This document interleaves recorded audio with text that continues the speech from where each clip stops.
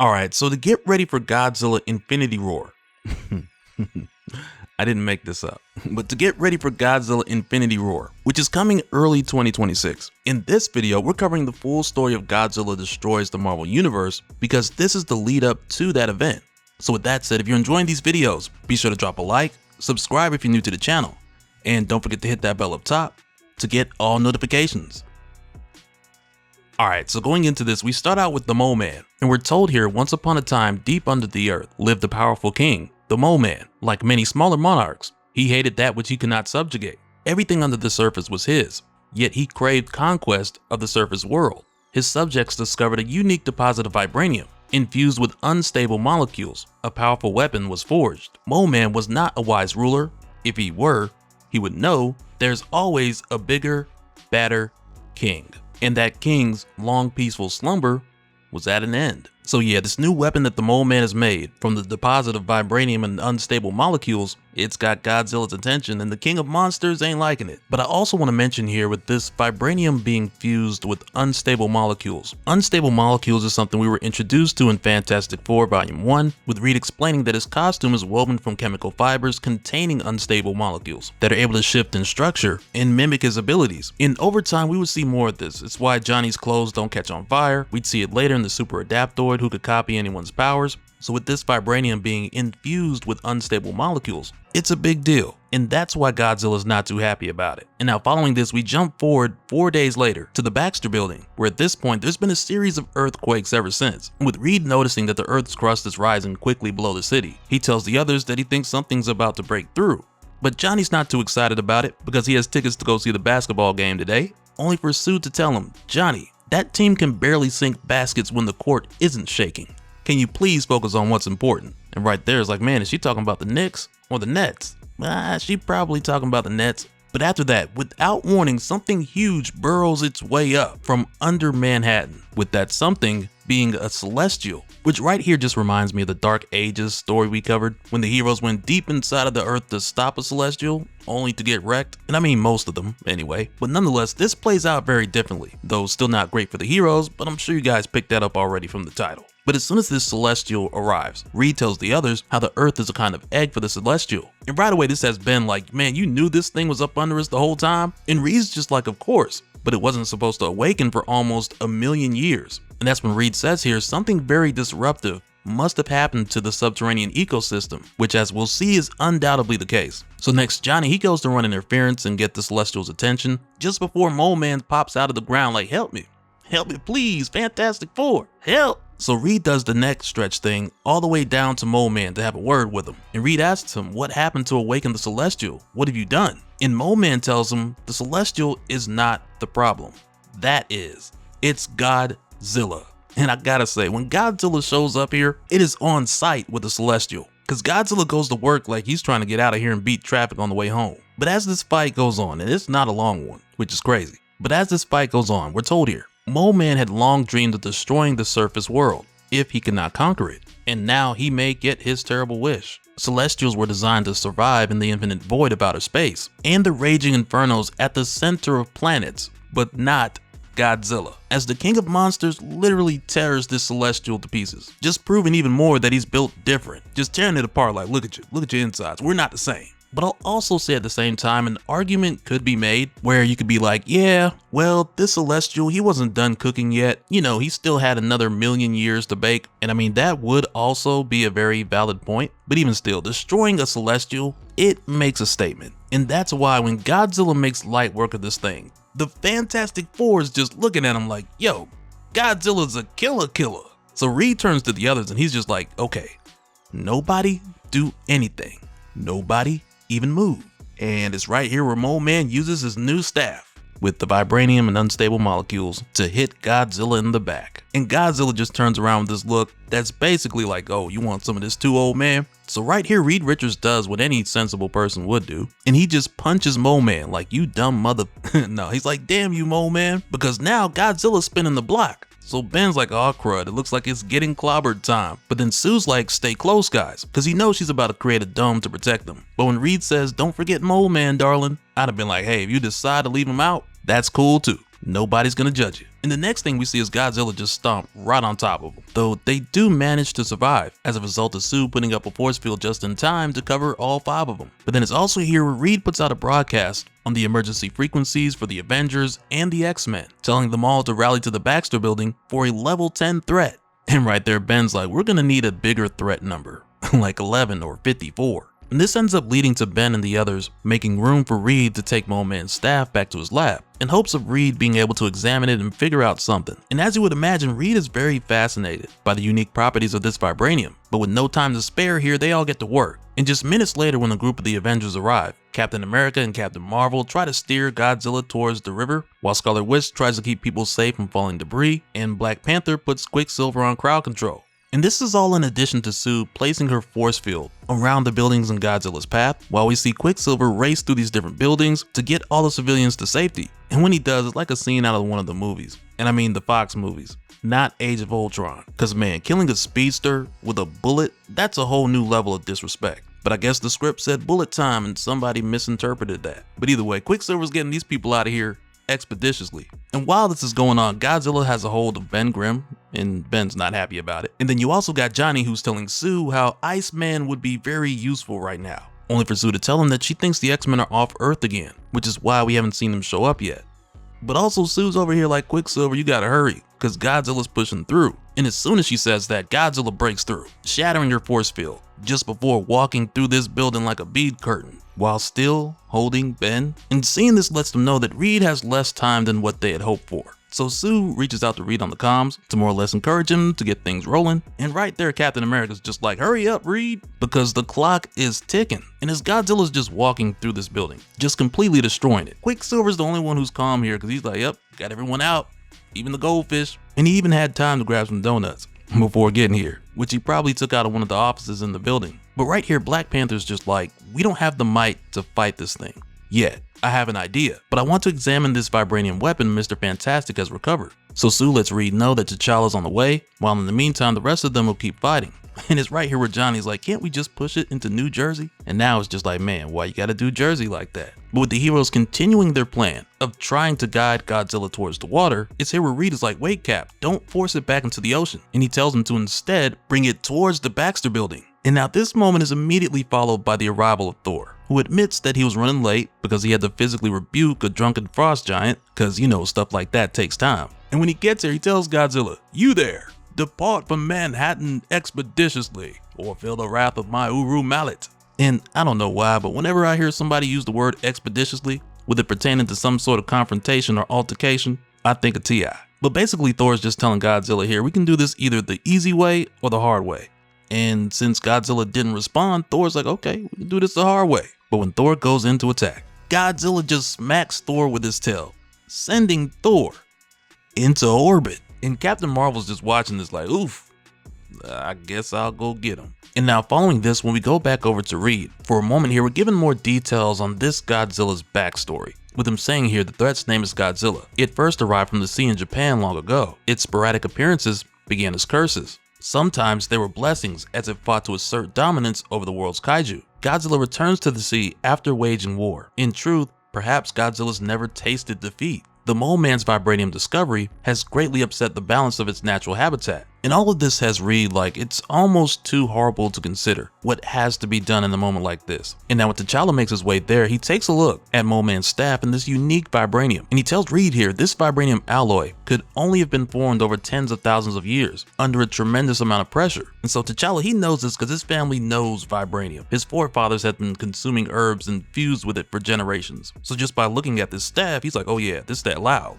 But in Reed's case, since he's taken the staff, he spent more time focusing on learning more about Godzilla in general. And I'm talking about from the start of this story. So he just hasn't had that much time. And what he ends up doing is just telling T'Challa to get Godzilla moving towards the Baxter building. And when the time comes, don't wait, he'll be ready. And now back over with Godzilla. At this point, Ben, he's had enough embarrassment with him being held this whole time. And so he bites Godzilla, which then gets him tossed into the Daily Bugle, only to crash right through J. Jonah Jameson's desk. And as Ben leaves, he says, sorry, Mr. Jameson. Can't believe Spidey tried the lizard serum and turned into this giant monster. And right there, Jameson's like, I knew it. And you better believe Ben knew what he was doing right there. But aside from this, Wanda's hex powers are showing no effect on Godzilla. and Sue's force fields are only able to do so much. So Sue makes a call to Doctor Strange, who's currently handling an interdimensional parasite at the Sanctum Sanctorum. So he lets her know when he's done with this, he'll be right over. And right now on the rooftop of the Daily Bugle, we got Captain America, who's very much about to have a Captain America moment, because he gives Godzilla this speech and not really knowing if the creature will understand it, but he goes on saying things like, "Where I'm from, you punch a bully right in the nose." And what he's doing here is basically drawing the line and telling Godzilla to either leave here and go back to sleep, or stay here and maybe end up sleeping forever. And he frames it in a way where it's like, we're the Avengers, we fought big monsters before, so we're not backing down.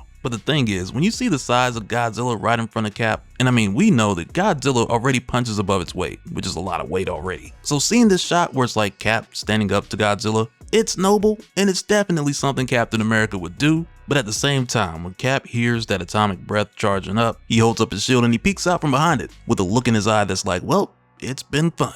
But when Godzilla takes the shot, it bounces off of Cap's shield right back to Godzilla's chest, opening it wide up and stopping his heart. For just a moment, only for his heartbeat to kick back up again, and before you know it, the big guy's back in the fight, and he's going after Captain America, which helps in a way because they are trying to lure Godzilla to the Baxter building. So now with all of this going back to Reed, time's basically up, because now the big guy's just a few steps away. And as it turns out, Reed's plan is to open a portal to the negative zone as a way to get rid of Godzilla. But at this point, with the big guy moving in at full speed, he just lunges through the Baxter building, tearing off the top portion, which causes Reed's negative zone portal to swing back and send nearly everyone to the negative zone.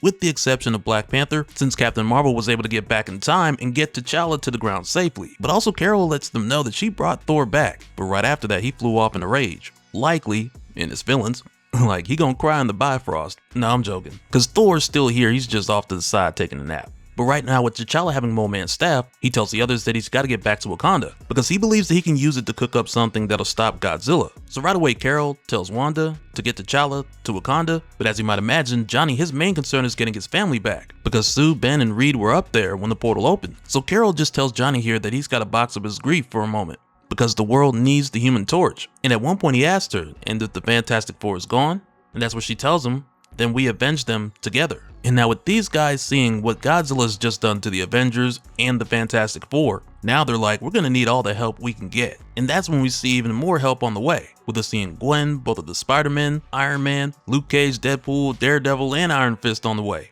With Deadpool being like, would we be the new Avengers? Or maybe in a twist, we're the new Thunderbolts. Well, at this point, there's no telling what team name Deadpool will land on, but I got a feeling by the time this is all over, the only thing we're going to be calling is Time of Death, because there's no way Godzilla kills the Marvel Universe. It's going to send us off with a happy ending. Alright, so coming back, the first thing we do is jump forward to the year 2099 in this universe, where now the team is comprised of Forge, Riri Williams, Tony Stark, and the Human Torch, as a result of what we saw in issue 1 when Reed, Sue, and Ben fell into Reed's portal during the initial fight with Godzilla, which sent them all to the negative zone, along with the upper third portion of the Baxter building. And I'm pretty sure Captain America and Quicksilver went along for the ride too. And like we saw, T'Challa was able to get out of there with Moleman's staff and make his way to Wakanda. And we'll talk more about that in a moment. But at this time in New York City, in what's now called the Exclusion Zone, the Fantastic Four of the future, who are getting ready to be attacked by Godzilla again, prepare to launch a beacon, which is like their final hope and said to be their solution for fixing the world. So right here, Johnny asks the others if they'll be able to launch before they're attacked, only for Forge to be like, this is not the moment to rush final calculations. So Johnny tells them very well, just before making his way out to face Godzilla, so that he can buy them some time, because it's important that this payload gets where it needs to go, or everything they've worked on would have been for nothing. And it's right here where Johnny goes flame on, and he races towards Godzilla, while saying, you took my family from me decades ago, and the world never recovered, as he goes at Godzilla with this crazy flaming attack. And Johnny continues saying here, I'm gonna fix that today. Thank you, my friends, for living up to the legacy of my family, just before he's disintegrated by Godzilla's atomic breath at point blank range. And it's like, for whatever reason, this opening of issue 2, it has me thinking of that opening scene from Days of Future Past, with us seeing the last few heroes getting wrecked as they execute their Hail Mary plan to fix everything. But it goes on to say here, the Human Torch was born long ago in cosmic fire, and on this dark day was unmade in the flames of Godzilla's rage. Godzilla destroyed the world, and the last stand of the tale of the Fantastic Four ended as it began, with a fateful launch into the unknown. And it's a wrap for Forge, Riri, and Tony, because their armor's compromised, they can't teleport out of there, And the last thing we see before this jumps back to the present day is this crazy explosion that is visible from space. And now going back to the present, the first thing we do is head over to Wakanda to pick up with T'Challa, who in the first issue we saw take the Moleman staff that was built around a piece of vibranium which was infused with unstable molecules, and it's not like Moleman had personally fused the vibranium. That process happened over the course of tens of thousands of years. Moleman just happened to have turned it into a weapon. So now with T'Challa rushing it to Wakanda and bringing it to Shuri, he let her know that it agitated Godzilla and possibly weakened him, and then he tells her to synthesize as much of it as she can because he's going to need a lot to cover the whole of his project. And T'Challa makes it clear that this takes priority over their attempts to find the Fantastic Four in the negative zone, and that's mainly because they don't have any time to spare, with Godzilla doing so much destruction so quickly. And hearing this just has Shuri like, if we can't stop Godzilla, perhaps we'd all be safer in the negative zone, because the videos from Manhattan are beyond belief. And now when we go back to the heroes who are trying to stop Godzilla, these guys are getting wrecked. And it's mainly because most of their powers or their advantages are useless here. Like for example with Spider-Man, who gets smacked by Godzilla mid-sentence. This just has him like, how does he not set off my spider sense? Which, you know, at this point, I kind of feel like we've seen a lot of examples of Peter either losing his spider sense, like in Amazing Spider-Man issue 654, when he set off that bioelectric magnetic pulse to stop Spider Slayer and his Slayer swarm, only for it to take out his spider sense too. Or in the early days when Venom would catch Peter off guard, since the symbiote knew how to get around it. And it's like here, though we're not given the exact reason or explanation to how Godzilla's doing this, we're quickly seeing for this Peter, much like the one of the main Marvel universe, when he's initially thrown into a situation where he's not able to use his spider sense. It's a problem, and it's not like he has the better part of a year to learn the way of the spider either. But aside from Peter, it doesn't just stop there, because the next thing we see is Ant-Man and the Wasp take a crack at it. And they do this by using Spider-Man and Daredevil as a distraction before hitting Godzilla with Pym particles, only for Godzilla to just shake it off, which again is wild. And when Godzilla puts his foot down, this is where things escalate even further, with him crushing the bar with no name. Because this is the spot where all the villains do their day drinking. It's supposed to be a safe haven for them. And when it's destroyed, they're completely caught off guard. And though it's not only villains who come here, it usually is for the most part. But this hit leaves some of these guys banged up really bad. Like for example, at one point we see Electro trying to bring Vulture back by using his hands as a defibrillator. He's giving him CPR, and I mean it works, but you can tell still that Vulture's not happy about it. But at the same time, it's funny how this has Rhino so pissed, to the point where he leads the charge for all of these villains to climb out of the wreckage and get back at Godzilla, with him saying, "Avengers of the bar with no name, assemble." And all of these guys just go for Godzilla at the same time. You got Sandman, Hydro Man, Venom, they're out here. And Jerry Duggan gives it the perfect description, with it being described as Godzilla smacking a hornet's nest, because that's quite literally how this looks. But also when Venom goes after Godzilla, there's a moment here where the symbiote chooses the King of Monsters over Eddie, because in the middle of their attack it starts to leave Eddie, like literally high and dry, in an attempt to bond with Godzilla, only for Spider-Man to stop this from happening at the last second. And he's like, the last thing we need is for this thing to get venomized.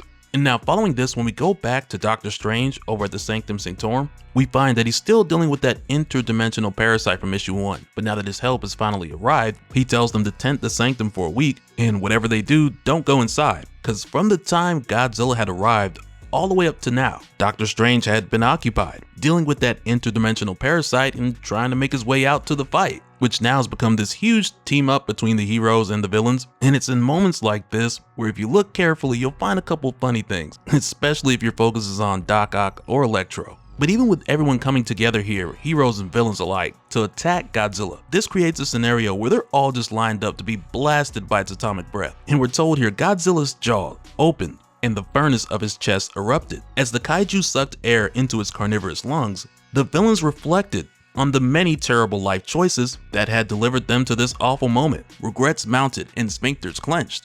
But then a booming voice delivered them from certain death. Because the next thing these guys hear is Doctor Strange summoning the Crimson Bands of Sidorak, with Strange going on to say, "Godzilla, King of the Monsters, I humbly beseech you to leave the world of man and return home, or you will find that the Sorcerer Supreme is as powerful a foe as you have ever faced." And at this point, Strange has the King of Monsters all wrapped up in the Crimson Bands, only for Godzilla to tear through them like wet toilet paper. And now listen, when I saw this, I was like, okay, what are we doing? Because I mean, this isn't the first time we've seen the Crimson Bands of Sidorak broken. Magic has cut through them with the Soul Sword, the Hulk has broken them with raw strength before, so we've seen it happen. But at no point in time is this ever considered to be a small feat. And that's why when Strange sees this, it lets him know that Godzilla's become even more powerful. So now they're gonna have to step their solutions up. But also when everyone from the bar with no name sees Godzilla do this, they all take off. And Rhino's even like, "You suck, Strange," as he's running away. And I don't even know how to describe this without sounding crazy. But right now, with them realizing that so many of their powers in either science or magic are just useless against Godzilla, for a moment this takes us to a quick exchange between Peter and Doctor Strange, with Strange realizing that none of their science or magic is working against the creature individually. And Peter even mentions here what a lot of the others are thinking, as far as why Doctor Strange can't just wiggle his fingers, say some mumbo jumbo, and win this fight. And it's not like Strange gives Peter the whole speech about magic coming at a cost. Instead, it's one of those things where it's like, we know. In a story like this, we're not going to get a moment where Doctor Strange just throws up a few gang signs, and he's like, "By the set of the Vishanti," and it turns Godzilla into a puppy, and that's like the grand happy ending. Because for one, that would be terrible writing, but secondly, nerfing Doctor Strange from how powerful he used to be, it encourages writers to lean into the idea of Doctor Strange approaching a problem like a doctor, where at first we see him diagnose, second, identify the issue, and then third, either do his surgical sorcerer thing or assemble some sort of cure. And that's quite literally what happens here, because after Strange points out that neither their magic or science are working on Godzilla, next he's like, "Where's the Hulk?" And after that he's asking what happened to Thor. Where in Thor's case, it was kind of a funny situation last issue, but right here we see Peter pointing off to the distance where he sees something shooting down from the sky. And on the topic of where's Thor, this is where Peter tells Strange, "I think he found Falkor." And I'm gonna tell you right now, if I could play the theme song to the never-ending story right here, I would. Because after Peter says this, we see Thor riding in on the back of Fin Fang Foom. And it's like, man, Peter's reference couldn't be more spot on. But now with Thor bringing Fin Fang Foom to the fight, Thor's more or less struck a bargain here, where it's like, okay, if Foom helps him win, then he'll be rewarded handsomely. So they go into this hitting hard, only for Godzilla to hit right back, which isn't the worst thing we've seen in the Godzilla vs. Foom fight. But in this fight, when Foom uses his acid breath on Godzilla, Foom gets really cocky, because he looks to Thor like it's time to collect his reward, all the while not noticing that he's about to catch a counter from Godzilla, which only makes it clearer that these guys just don't have the firepower to stand up to the king of monsters. And now this just has Daredevil like, we need some space between us and that thing.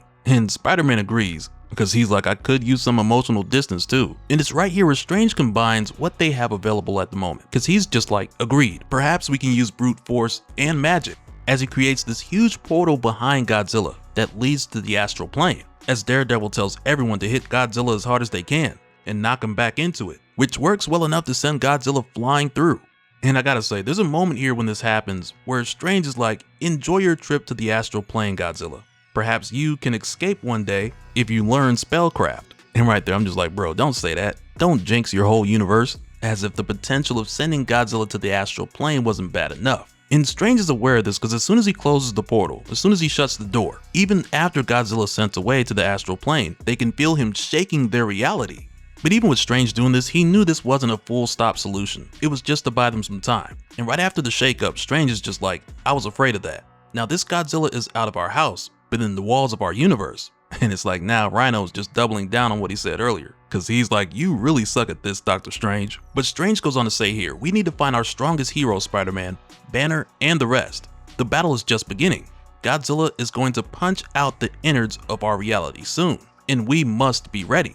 So yeah, hopefully we get a moment where someone's like, he's in the walls, because the setup for us getting that line is just perfect. But also on the topic of perfect setups, after this, when we head over to the negative zone, we're shown the device that the Fantastic Four of 2029 had sent out. And we're told here, the 2029 launch from the Fantastic Four wasn't just an incursion into the negative zone, it was also a trip back through time to the present. The Fantastic Four's faithful robot companion has been programmed to hone in on its past self located in the Baxter building.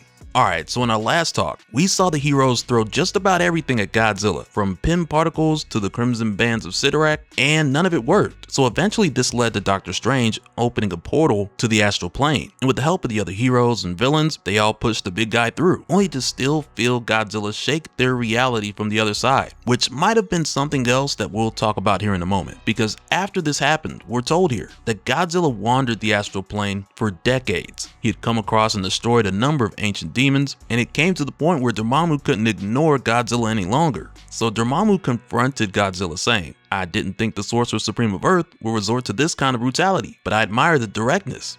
And he asked Godzilla, "What message do you carry from Doctor Strange, Beast?" Only for Godzilla to hit him with a right hook and then the atomic breath right after.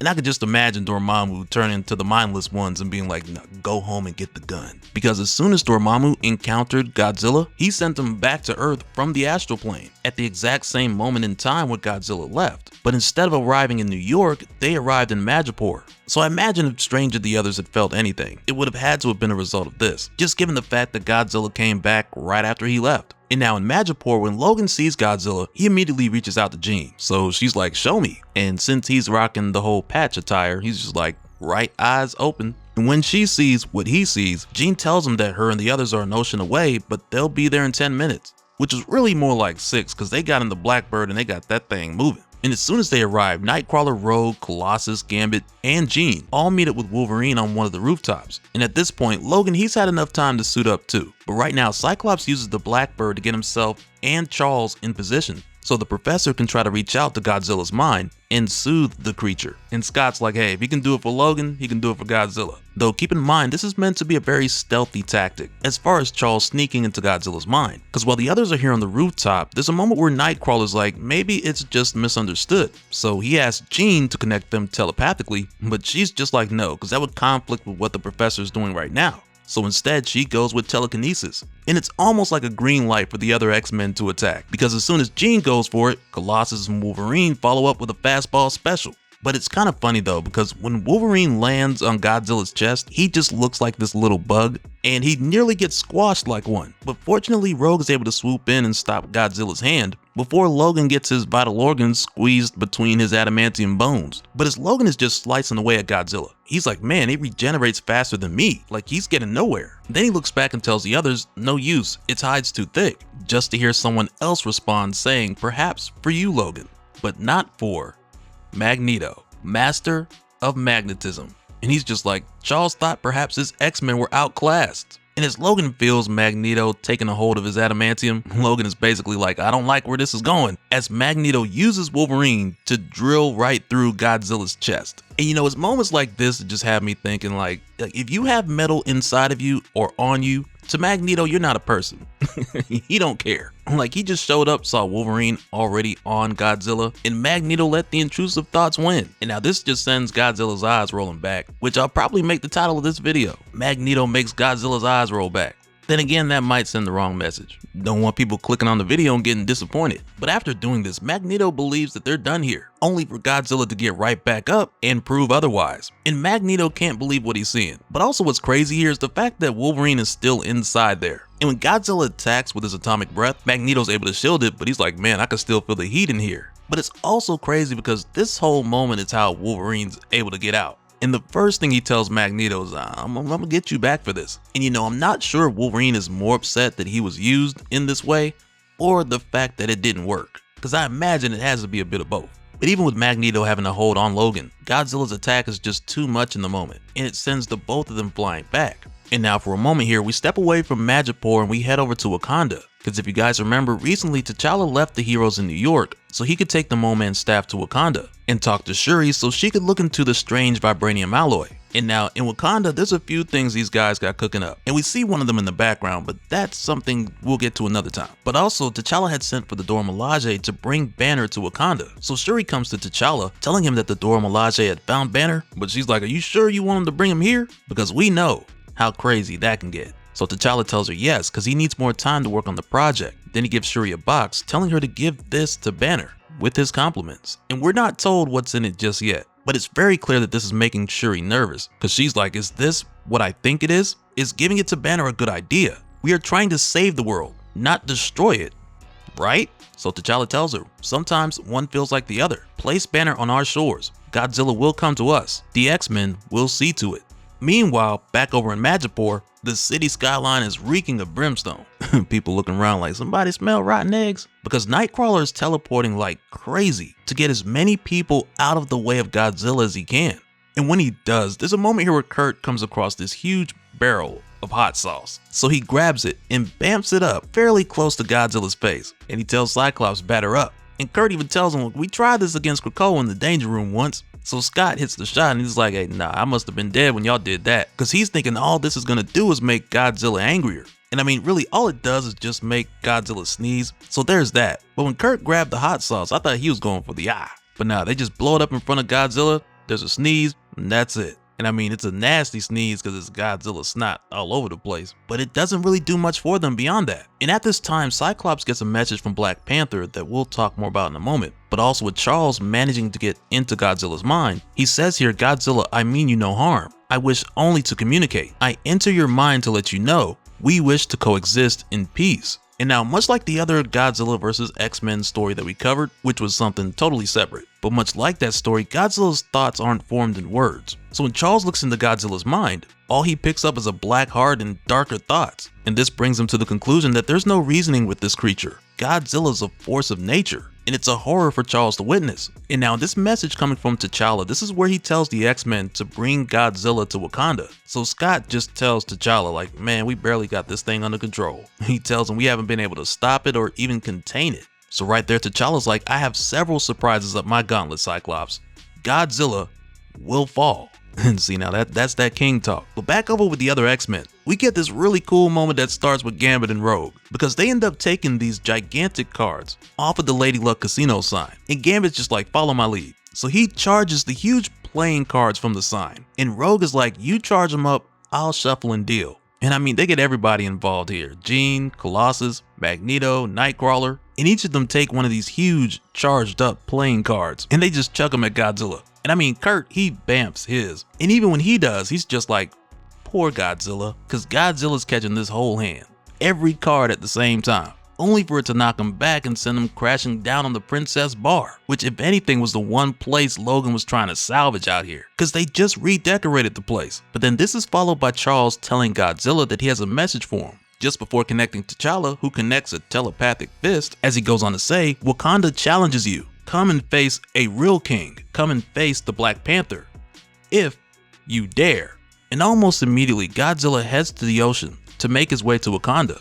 And it's almost like Godzilla's over here like, all right, Black Panther, you gonna smack me? You gonna smack me? Because Godzilla needs to get his lick back. And speaking of people getting their lick back, it's in this very moment where we see Dormammu still laid out on the beach. And he's over here talking about how he knows Doctor Strange is watching and likely enjoying this. And he says here that he's going to make Strange regret bringing this attack to him. And now these guys aren't the only ones who aren't letting things slide around here. Because as the X-Men are heading to Wakanda in the Blackbird, Wolverine looks at Magneto and he's like, hey, next time you use me as a drill bit, you're going to be a blood donor. And he's looking at Magneto like, don't think I forgot. But also around this time, Magneto lets them know that he's not going to be able to stick around. Cyclops reaches out to Black Panther to let him know that the target's inbound. And Xavier tells T'Challa, though he's not happy to say this, he believes that they'll need to kill this beast because it lives only to destroy. And right now over in Wakanda, as Bruce arrives, he's met by Shuri, and he lets her know how prior to this he was off the grid, working. But at this time, he's caught up now. But also Banner knows that this is one of those things that he couldn't just sit out of. And on top of that, he's like, I have an idea what Panther is thinking. There's a high probability that what's in that box was borrowed from another Avenger. So Shuri tells him, yup, and she hands him the box, while telling Bruce compliments of T'Challa. And of course, when Bruce opens the box, he looks inside and he finds Pym particles. And then he points up and he's like, I'm guessing those are vibranium? And that's what Shuri tells him. The monster seems to have a weakness to a new alloy containing this metal. And that's when we look above Bruce's head and we see this giant-sized vibranium hammer and this giant-sized vibranium axe. And I'm just like, man, I know the Great Mound got a huge chunk missing out of it now. And this is where Bruce is like, all right, Hulk, you ready to come out and play giant size? All right, so coming back, this continues in the negative zone, where Reed, Ben, Sue, Captain America, and Moleman have found themselves after Reed's attempt to trap Godzilla here went left, like we saw back in issue 1. So now we find Reed with his head embiggened, so he can allocate a bit more computing power towards finding a solution to get them out of this. And fortunately, it's at this time when future Herbie finds them with a message from future Johnny Storm. And this was something that we got a little bit of a tease of back in issue 2, when we got a glimpse into the year 2099 and we saw that Godzilla was still a problem. which is why the Fantastic Four of that time attempted this Hail Mary to send Herbie to the negative zone so he could find the Fantastic Four and fix the past, which Herbie was now able to do since he can track his way back to the Baxter building, because like we saw, a huge portion of that building was taken to the negative zone with Reed and the others. But all we're really shown in the here and now is that Herbie successfully made it back in time, and that he was able to find Reed and the others to give them this message from Johnny, which includes a solution for how they can get home. But right after we see this, we jump back over to Wakanda, where we find T'Challa welcoming the X-Men and the Avengers. And he also tells them here, just going off of the path that Godzilla's heading in, he knows Godzilla's accepted his challenge, but also they've noticed a number of powerful undersea earthquakes coming from Atlantis, which let him know that there's a good chance that Namor's already engaged Godzilla. And as T'Challa tells everyone that he wants to show them what they've been working on, the X-Men and the Avengers get caught up, and Magic lets them know here that she tried making a stepping disc big enough to disappear Godzilla, only for him to dive to the bottom of the ocean and avoid it. So T'Challa tells her, yes Magic, we've thrown all our best at this monster, only to come up short. However, Moleman discovered a vibranium alloy that may present a weakness to the monster. We worked at our fastest pace and have a new armored personnel carrier with hull plating made of the vibranium alloy, as he shows them the mecha adaptoid Centurion Mark Avenger, which sounds like it was named by Microsoft. You know they can't come up with no simple names. But as of now, we're not shown this solution. Not yet. We're just more or less given a glimpse into this keynote presentation. But after seeing this huge mech, Cyclops is like, well, who's gonna pilot it? And T'Challa tells him, yes. He's like, we all are. Like, you get a steering wheel, you get a steering wheel, everybody gets a steering wheel. But really, while T'Challa's getting everyone set up, that's gonna take time to do, which is why he also wanted Banner to come to Wakanda so the Hulk could face Godzilla and buy them some time. And it's around this time when Godzilla arrives and Banner sees him and he's like, oh, here we go. And there's a moment here where Banner looks at Godzilla like, man, because Bruce kind of finds him relatable and he thinks there's a chance that Godzilla just wants to be left alone. But as it stands, without a way to communicate with Godzilla, in the here and now, Bruce has just got to do what he's got to do. So he injects himself with his serum infused with Giant Man's pin particles, and he tells the Hulk, GLHF. And this solution works insanely well, because now they've got a giant-sized Hulk who's ready to fight Godzilla. And Hulk is 1000% on board with this, because he's like, okay, Banner made himself giant, so now Hulk is biggest and strongest one there is. And Godzilla wants all the smoke, so he lets off that signature roar that basically translates to let's get it poppin'. But right off the rip, when both the giant-sized Hulk and Godzilla exchange hits, first Hulk gets a good hit on Godzilla, only for the King of Monsters to whip right around with that big tail. Now this has Hulk like, man, that lizard hit harder than Thing or Thor. And that's where Hulk grabs the giant-sized vibranium alloy-infused hammer and puts it to use. And he's like, now Hulk have a hammer, like puny stupid Thor. And after that, he grabs the axe and he says to Godzilla, Hulk axe question, do you want to keep your tail? Only for Godzilla to whip it around and hit the Hulk with it again. And I just imagine Godzilla's like, oh, you want my tail? All right, here you go. Whack out. And now that the fight between these two is well underway, Shuri reaches out to T'Challa to give him the update, saying Shuri to Black Panther, Banner timed the pin particles perfectly, and the Hulk has engaged the enemy. So T'Challa responds saying, yes, our Richter scales are keeping us informed. The Gladiator is inbound. Because again, the whole point of Banner getting out there is to buy them some time, while T'Challa gets the other heroes ready. Because right now we find T'Challa getting Cyclops into position, with him leading Scott to this room that has him like, is this where you want me? It kind of looks like a cell. And T'Challa tells him, in a way, it is. And that's when Scott realizes a huge portion of this room is made of ruby quartz, just like Scott's visor. So he takes his off, because he knows he won't be needing it for a little while. But back over with the Hulk and Godzilla, we jump back in, with Godzilla roaring in the Hulk's face, point blank. And it has the Hulk like, Hulk deaf now. And I imagine the Hulk saying this like someone who cannot hear themselves speak, but I'm not even gonna attempt to sound like that. No, I'm not gonna do it. But this just leads to Hulk slamming Godzilla down on that huge vibranium axe, while telling him Godzilla have rage, but not like Hulk. So Hulk just starts stomping him, only for this to lead to Godzilla just grabbing that foot and twisting it up something serious. And as the fight continues, Hulk bites Godzilla. But when Godzilla bites Hulk back, that atomic breath starts to charge up. And now Hulk hears that sound and he's like, oh boy. Well, you can just tell by the look in Hulk's eyes, he knows it's gonna hurt. And the next thing we see is Godzilla shoot his atomic breath right through the giant-sized Hulk, which now just has the big guy like, man, I need a break. But Godzilla keeps going, because he uses his tail to get the vibranium axe out of his back before letting out that victory roar. But then someone else approaches, saying, "You wretched, foul beast, you cur, you trespassed in my kingdom. You slew many of my finest warriors, and you thought me dead. But here stands Namor, first mutant, and king of Atlantis. Now comes a reckoning. The penalty for the destruction of Atlantis is death."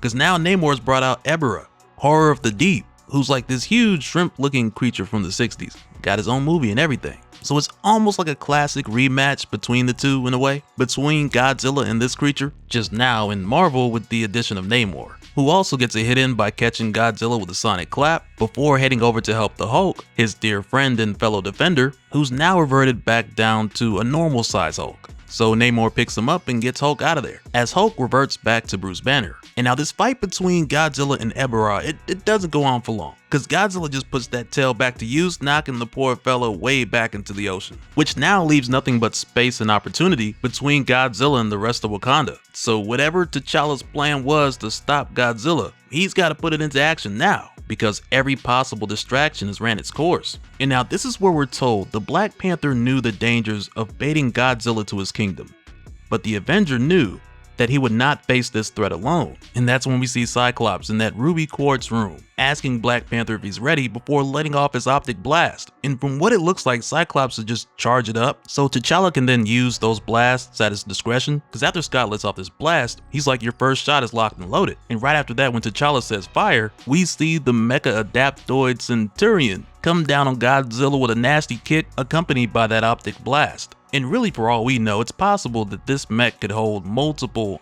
optic blast charges, because there's a lot going on with this thing. And we'll see in the next issue how exactly they use everyone here, because it's packed with the Avengers, X-Men, Human Torch of the Fantastic Four. It looks like it has both Peter and Miles as web shooters, which is hilarious. They've got Storm in there, and on the feet, for the 2 feet, they have what appears to be Quicksilver and North Star. So yeah, this combination is about to be crazy. Alright, so with issue 5, this continues in Wakanda, where recently T'Challa's plan to stop Godzilla has finally been revealed, because for some time in the background he had been building this huge mecha adaptoid Centurion Mark A or Mark Avenger, so all the heroes could let their powers combine and take the fight to Godzilla on a much larger scale. And there's an additional trick to this mecha adaptoid that we'll see in a little while, which makes it more than meets the eye. But the first thing we do getting back into this is head over to New York 1 hour ago, where we find Tony at the Baxter building destroying the falling debris so that the people underneath don't get crushed. And as he's doing this, he tells his officer, "Hey, I got your back, but sorry, because I'm arguing with somebody from work." And as it turns out, that somebody is T'Challa, who's currently trying to get Tony to come to Wakanda,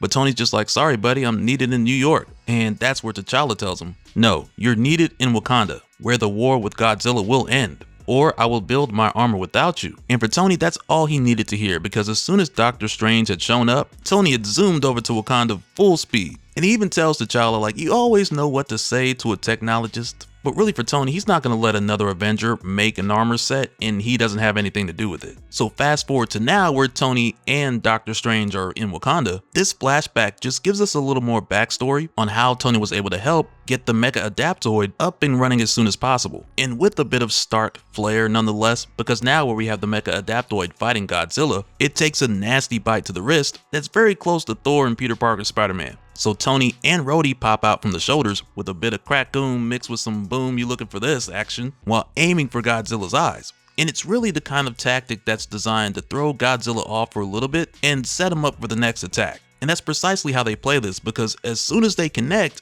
Black Panther tells the Spider-Man to deploy restraints now. And so that's what Peter and Miles do, of course, right away. But as they do, Peter's over here singing, "Spider-Man, Spider-Man does whatever Panther says." And I gotta say, that one made me chuckle. But this attempt at holding down Godzilla with these vibranium alloy restraints, it gets really sketchy really fast. So out of what seems to be like a force of habit, Peter asks if someone can reach into his spandex and grab a spider tracker and put it on Godzilla, because that's what Spider-Man would do next. But even Miles is like, "Hey, yo," like, Peter, pause her. Because Miles asks, "Where do you keep those trackers anyway?" But much like the others, Miles is also wondering what's the actual next move here? Like what do we do? And right there, Doctor Strange is like, now we act as one. So he calls for the Winds of Atum, Cyclops puts out his optic blast, Thor's attacking, Johnny's attacking, and even now Cyclops is making suggestions like when they're done, perhaps they can trap Godzilla on the mutant planet of Araco, which is the planet formerly known as Mars. But Johnny's just like, I'm not sharing a square inch of the solar system with the monster that killed my family.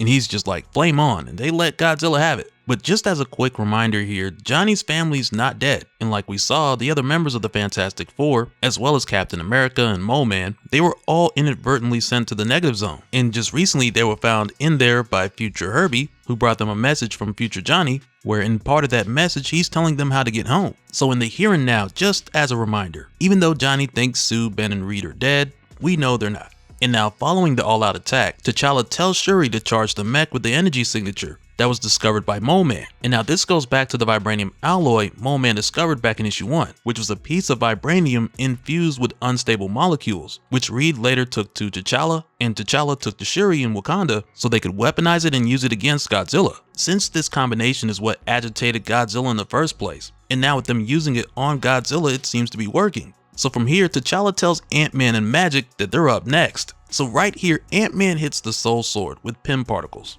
as Magic sends it outside for the mecha adaptoid to use on Godzilla. And you know, in any other situation, I'd have been like, alright, with the overkill. But in this case, with the Soul Sword parrying Godzilla's atomic breath, now I'm like, I guess it's just kill, not overkill. Because just after that top tier parry, they drive the Soul Sword straight through Godzilla. And it looks to be the end of things. Because even now, Johnny's like, yeah, that's for everyone who it's killed. It won't bring back my family. But just before someone says, hey, hothead, look up. And when Johnny looks up, he can't believe what he's seeing. Because his family, who he thought was dead, has now returned from the negative zone. Alongside of future Herbie, Captain America, and Moleman, of course. And even now, Moleman's looking down at Godzilla like, oh, bruh, this again? But nonetheless, with them showing up here and basically being like, hey, on your top, Johnny immediately stops his attack and he goes to greet his family. But T'Challa's like, hold your stations, everyone. We must confirm the kill. And as soon as he says that, Godzilla's eye opens. And that's where they know, like, okay, maybe we're not done here. So as Godzilla goes to charge his atomic breath, Captain America tosses his shield to the mecha adaptoid while telling Ant-Man to look alive because they're going to need a shield to go with the Soul Sword. So Ant-Man hits Cap's shield with the Pym particles, and the mecha adaptoid catches it just in time to block Godzilla's attack. Because come to find out, the Soul Sword is no longer at the mech's disposal. And then when Godzilla starts tearing the mech apart, T'Challa tells everyone to abandon mech. And even now, Cap's asking Reed if he has any ideas on what they could do. Because now it's at the point where it doesn't look like the mech has much more to offer. And after trying things like the Soul Sword and even Pym particles at one point on Godzilla, only for none of that to work, Reed tells Cap exile's their best shot. So right here, when the arm gets ripped off, T'Challa tells Spider-Man to get free of the gauntlet, because the mech still has one more card up its sleeve. It was always a trap. So as everyone's bailing from the mecha adaptoid, it literally breaks down into this huge full body restraint for Godzilla. With a muzzle, it's attaching to his neck, arms, legs, just fully locking Godzilla down. But it's not going to hold Godzilla indefinitely, and T'Challa knows that. And fortunately, he put rockets on this whole setup. Because from here, the heroes have agreed that sending Godzilla off is their only solution. And I appreciate how even now Doctor Strange brings up the fact that they have tried this before. Like back in issue 2 when he sent Godzilla to the astral plane, only for the creature to tunnel its way back to their reality, which is nuts. So instead, they go with a solution that crossed Reed's mind while him and the others were trapped in the negative zone. And part of this solution solves the problem of moving Godzilla, since the rockets alone aren't going to be enough. So to pull this off, and no pun intended, Reed tells Thor to get Mjolnir ready so Doctor Strange can attach the crimson bands of Sidorak to Mjolnir and haul Godzilla off where they need to take him. And even now, it's kind of like Reed is sharing this idea with everyone in real time, because with every direction that he's given, these guys are moving right away. Because they don't know if Godzilla is going to break out of these restraints at any moment. Because right now, they got him looking like Hannibal Lecter. So the last thing you want is for him to break free and be like, another monster tried to test me. I ate his liver with some fava beans and a nice Chianti. So they got to get going. But of course, the logical next question is where? So next, Reed heads over to Magic and he tells her that he's going to need her mutant gift for the next part of their plan. So of course, Magic's like, cool, where we going? And Reed tells her, I have a catalog of lifeless worlds for experimentation reasons. I've selected not just a dead world, but a dead solar system. Exile will be permanent. The monster will find there is nothing to destroy, but perhaps it will find peace. Godzilla will never return. It's what the monster deserves. And while he's saying this, we see Godzilla crash land on this planet. And with how Godzilla lands, this may or may not be referencing Yamcha taking an L here. I don't know. Maybe I'm reaching. You guys let me know in the comments. But Reed says here, it's what the monster deserves, to be alone forever. And now from here, we jump forward just days later at the Avengers Mansion. And they're all here celebrating with the X-Men, Fantastic Four, Cap's on the grill. They're all having a great time. But also we find out here from T'Challa that Moleman has allowed Wakanda to do a bit more research in his kingdom where the vibranium infused with unstable molecules was found. So that way Wakanda can learn more about the natural process of how it came about, just in case Godzilla returns. And right there, Spider-Man's basically like, okay, we maroon him on a dust ball in another galaxy. Nobody's coming back from that. And I gotta tell you, when Banner responds to this saying, yeah, nothing bad's ever come back from exile in space, this kind of had me like, yeah, Banner's got a point here. So Reed doubles down on the certainty, and he lets him know that he has a satellite monitoring Godzilla. And even though the signal takes a week to get back to Earth, it's a way for Reed to know if something out of the normal happens out there. But of course, due to the latency, Reed would find out a week later, if anything did happen. And Reed says here, we made the best decision we could for the planet and for Godzilla. And then just a few days later at the Baxter building, we see Reed rushing to the others with a very urgent message. But also, I gotta point out here that it's funny how Sue just happens to be reading the Daily Bugle, and right there on the front page, there's this huge scoop about Thing telling J. Jonah Jameson that Spider-Man's secretly Godzilla. And it's a clever callback to what we saw in issue 1 when Thing went crashing through the Daily Bugle. And we saw him tell J. Jonah Jameson that Spider-Man tried lizard serum, and that turned him into a giant monster. And you already know, with the way J. Jonah Jameson's brain works, all he needed was confirmation. And hearing this from Ben Grimm, it was more than enough. So yeah, I gotta say, I like how that little joke came back around full circle. But in the here and now, Reed just comes rushing through the doorway, talking about, good morning. I hope you've all slept well. Unfortunately, I've been up all night and I've got some devastating Godzilla news. So of course, everyone is just so happy to hear this. And now Reed tells them here, there was more to the recording that Johnny sent back from the year 2099, and I managed to stabilize the end of the message. And when Reed plays it, future Johnny goes on to say here, the planet has seen so much destruction after New York, after we lost you. It's vital that if this plan works and you return to Earth, whatever you do, don't send Godzilla to space. Billions will die on Earth, and many more die in space. And man, as soon as the others hear this, they're just looking like, oh yeah, we're cooked. And then Reed says here, the satellite I installed over the monster was disabled and remains offline. I'll let the Avengers and the X-Men know. So yeah, with the scene, the time jump forward from Godzilla's exile, where it said days later and a few days later. At this point, with Reed discovering that the satellite had went out, this may have even been a couple of weeks later, because even when it was working, the feed was a week behind, which for the record isn't bad for a camera that's broadcasting from another solar system. But Reed has no idea what Godzilla has been up to for the past week. But from here, we take a look into what's going on over there, because on planet Godzilla, which at this point is just covered with symbiote material, and the same for Reed's satellite, but heading back to this planet, we see someone saying here, forgive me, mighty one, for disturbing your slumber. I saw what happened on your world through the eyes of one of my creations, Venom, and I know you will eventually return to reclaim what's yours. I am like you, I crave the void. I wish nothing else but solitude. But to get there, we need to snuff out all that life chattering out there. I am No, which was pretty obvious from the moment he started talking. But he says here, I am No. These symbiotes are my vile, failed creations. But perhaps with you, they will be redeemed. Answer me, Destroyer. Do you want to conquer those who ostracized you? Reclaim what is yours? Our goals are the same. We want to bring the stillness of death to this galaxy. If you will join with us, we will subjugate the stars, then retake your home. Together. So, yeah. Just going by what future Johnny said, there are going to be a huge number of lives lost before Godzilla even thinks about what's going on back on Earth. Because for a little while, these guys are going to be tag teaming across the galaxy, just having a blast. But yeah, if you enjoyed the video, be sure to drop a like. And you know, after seeing this, it looks like Godzilla's really getting ready to destroy the Marvel Universe. Because for a while, I was getting worried that it was just going to be a local gig. only for Godzilla to be like, nope, I gotta do these numbers. And so now real quick, I want to give a special shout out to all the patrons. Thank you guys for all of your support. And for anyone who's new here, who wants more information on how to support the channel, I got a link below where you can go to patreon.com/dopespill. But that'll do it for this one, guys. Let me know your thoughts down in the comments below, and we'll do it again on the next one. Alright, later.